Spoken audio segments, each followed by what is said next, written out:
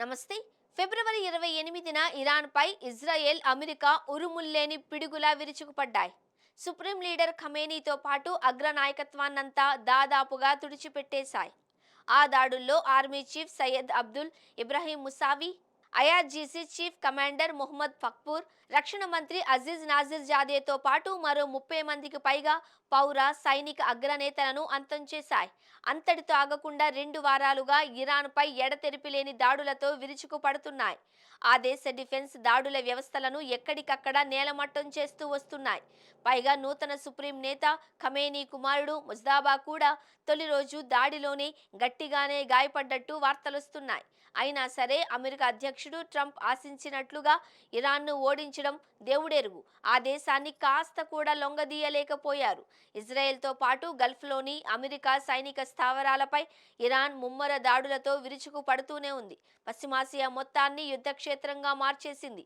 ఇంకెంత కాలమైనా పోరాడేందుకు సిద్ధమంటోంది. ఎప్పటికప్పుడు దిశానిర్దేశం చేసే నాయకత్వం లేకపోయినా, వ్యవస్థలన్నీ కుప్పకూలుతున్నా డెడ్లీ కాంబినేషన్గా పరిగణించే ఇజ్రాయెల్, అమెరికా సంయుక్త దాడులను ధీటుగా ఎదుర్కోవడం ఇరాన్కు ఎలా సాధ్యపడుతోంది? ఇందుకు సమాధానం ఒక్కటే. ఆ దేశం ముందు చూపుతో సిద్ధం చేసి పెట్టుకున్న మొజాయిక్ డిఫెన్స్ సిద్ధాంతం.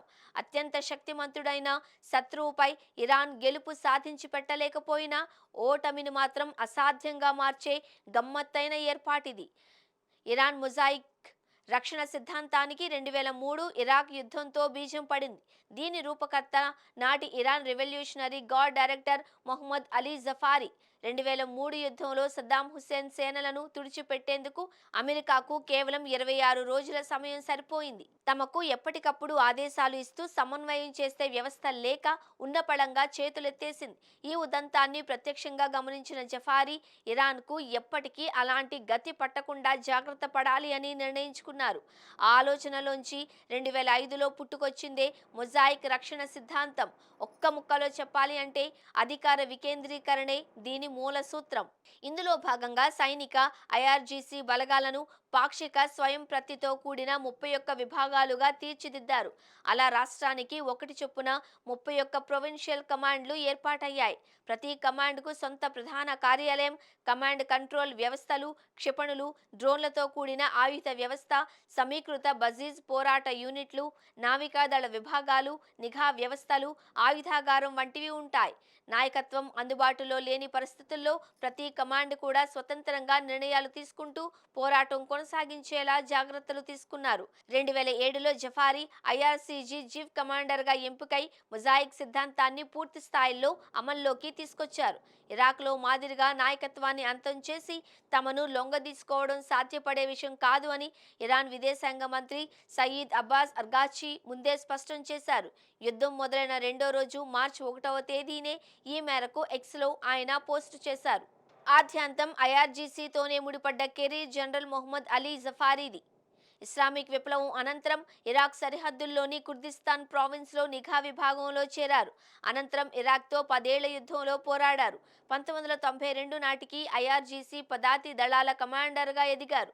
2005లో ఐఆర్జీసీ స్ట్రాటజికల్ స్టడీస్ సెంటర్ డైరెక్టర్గా ఎంపికై మొజాయిక్ సిద్ధాంతానికి పదును పెట్టారు. 2003లో ఇరాన్ను అమెరికా ఆక్రమించిన తీరు నుంచి నేర్చుకున్న పాఠాలని అందుకు ముడిసరుకుగా మార్చుకున్నారు. ఇరాన్ ముందు చూపుతో ఏర్పాటు చేసుకున్న మొజాయిక్ డిఫెన్స్ వ్యవస్థ నేటి అత్యవసర పరిస్థితుల్లో అద్భుతంగా ఉపయోగపడుతోంది. ఫిబ్రవరి 28న అనూహ్య రీతిలో భారీ దాడులకు గురైన ఖమేనీతో పాటు అత్యున్నత నాయకత్వం దాదాపుగా తుడిచిపెట్టుకుపోయిన గంటల వ్యవధిలోనే ఇరాన్ బలగాలు తేరుకున్నాయి. ఇజ్రాయెల్ పైనే గాక గల్ఫ్లోని అమెరికా స్థావరాలపై ఎడాపెడా దాడులతో విరుచుకుపడ్డాయి.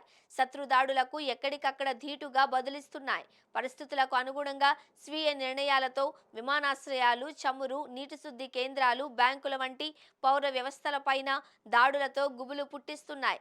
కేంద్ర నాయకత్వం లేని లోటు పెద్దగా కనిపించకుండా చేస్తున్నాయి. ఇజ్రాయెల్, అమెరికా రెండింటికి నిద్ర లేకుండా చేస్తున్నాయి. ఇరాన్ ప్రస్తుత యుద్ధ తంత్రాల్ని పైలట్ ప్రత్యక్ష పర్యవేక్షణతో పని లేకుండానే విమానాన్ని సురక్షితంగా నడిపే ఆటో పైలట్ మోడ్తో అంతర్జాతీయ రక్షణ నిపుణులు పోలుస్తున్నారు.